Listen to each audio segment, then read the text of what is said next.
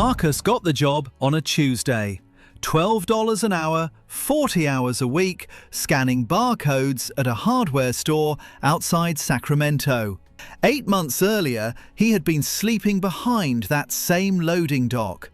He figured the job would fix everything. But in his state, a full-time minimum wage income covers less than half the rent on a one-bedroom apartment. And that gap is where the real story starts. Marcus had a 2-bedroom apartment 18 months before any of this. He lost it the ordinary way, not a dramatic one. His hours got cut at a warehouse job when the company changed shifts. Then he tore a ligament in his knee lifting a pallet wrong, and the emergency room bill alone ran past $4,000.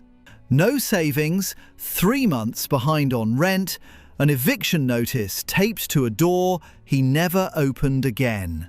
He spent the first 2 weeks sleeping in his car, until the car got towed for expired tags he couldn't afford to renew. After that, it was a shelter bed when one was open and the loading dock when it wasn't. Here is the part almost nobody clocks. Marcus was not unusual for being homeless and employed at the same time.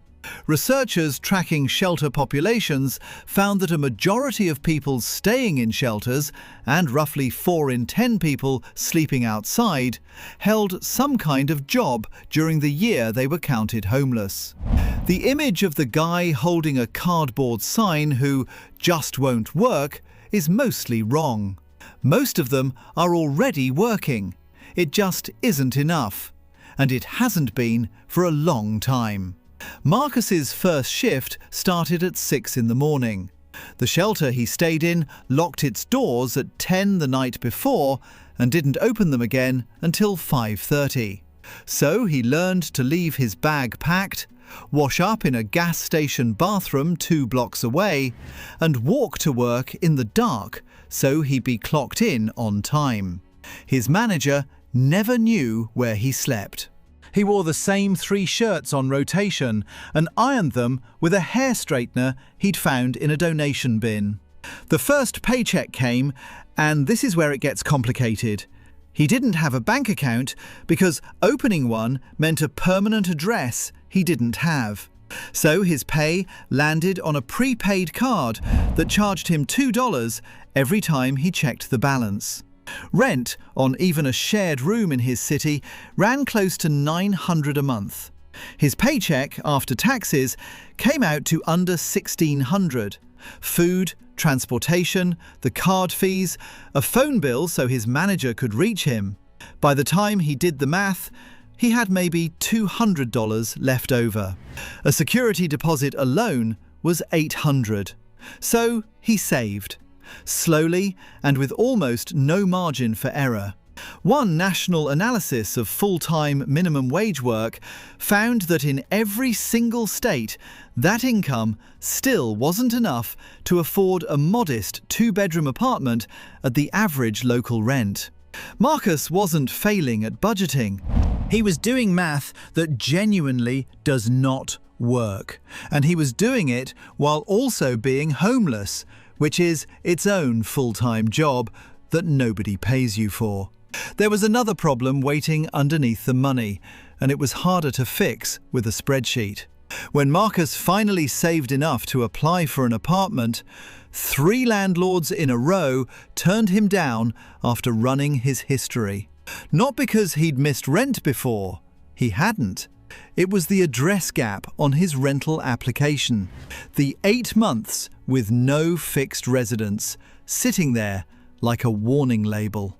Property managers later admitted, in interviews researchers ran with them, that a homelessness history alone was often treated as a red flag, even when the applicant's current income checked out fine.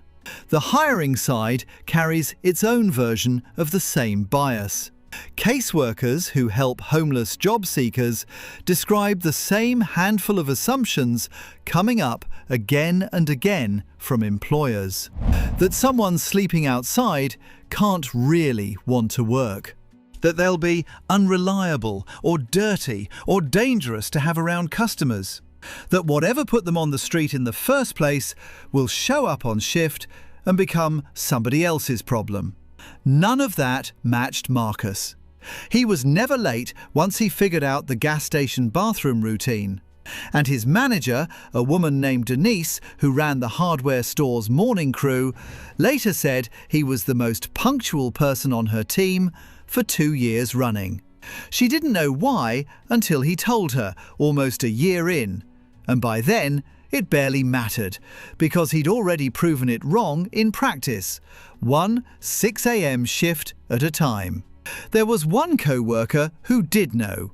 A stock clerk named Thomas, who'd noticed Marcus reusing the same paper coffee cup for 3 weeks straight, and put it together on his own. Thomas never made it a conversation. He just started leaving an extra sandwich in the break room fridge with Marcus's name on a sticky note, twice a week for months, and never once brought it up out loud. When Marcus finally thanked him for it, months later, Thomas just shrugged and said, "Everybody needs a hand sometimes," and his was free that week. It's a small thing next to eviction notices and prepaid card fees, but Marcus still says it was the sandwich, more than the paycheck, that made him feel like a person with a name, instead of a problem the store happened to be solving. He almost lost the job twice. Once when his phone got shut off for non-payment and his manager couldn't reach him about a shift change, and he showed up 2 hours late to what looked like a no-call, no-show. Once when a co-worker saw him folding a sleeping bag into his backpack in the break room and mentioned it to a supervisor. And for 3 days, Marcus genuinely thought he was about to be fired for being homeless. He wasn't, but he spent those 3 days rehearsing an explanation he never had to give. And that kind of quiet terror doesn't show up on anybody's timesheet. What actually turned things around wasn't the job. It was a caseworker at a program built around a simple idea: get people into housing first and sort out the rest of the support services after, instead of demanding sobriety or savings or a clean record before anyone would rent to them. The program covered his security deposit and co-signed the lease. Federal pilot programs built on this same model, tracked over roughly 7 years, found that with the right mix of case management, job support and housing assistance, a real share of homeless workers went on to keep their jobs and hold on to stable housing.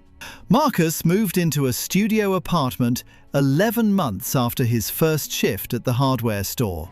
The paperwork alone took 6 weeks.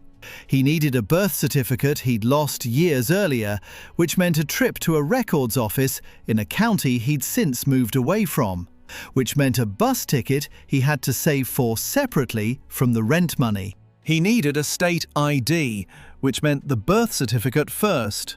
He needed proof of income, which the hardware store's payroll office was slow to print, because nobody there had ever been asked for it in quite that way. Every one of those steps is small on its own. Stacked together, with no car, no printer, and a work schedule that started before sunrise, they add up to something close to a part-time job, just to become eligible for housing that other people qualify for by filling out one form. Moving in wasn't the ending either.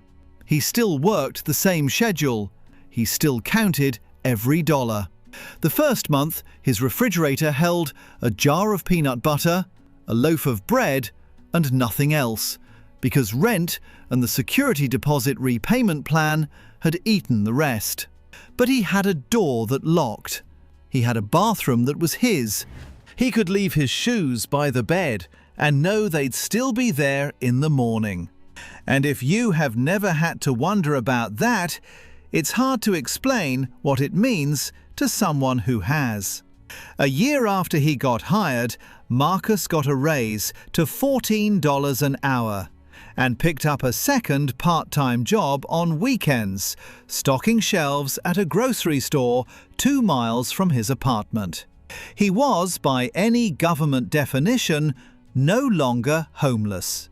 He was also, by most honest measures of financial stability, 1 bad month away from being right back where he started. A car repair, a rent increase, a cut in hours.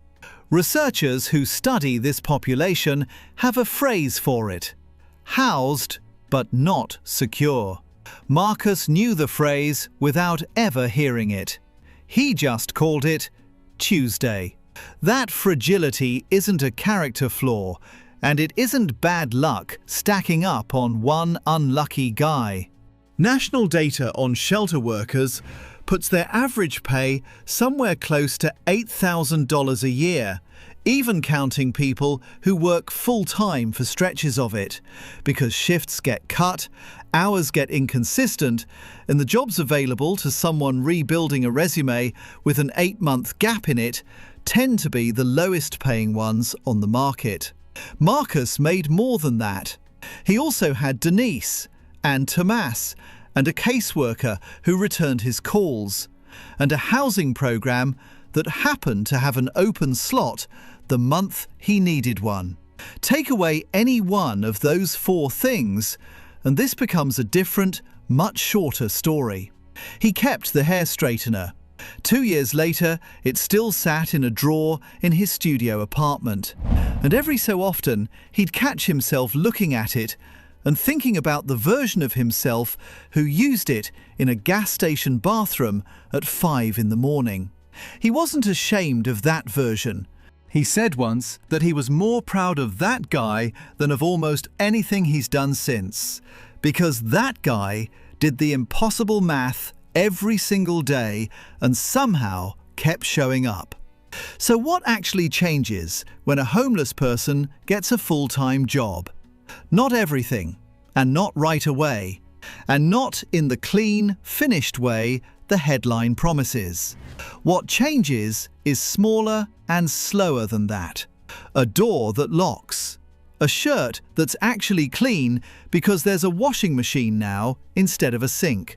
A little room, for the first time in years, to think about something other than where he'll sleep tonight.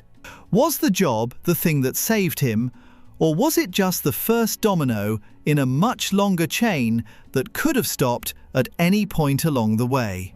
Maybe both answers are true at once. If this kind of story matters to you, there's a lot more of it worth understanding.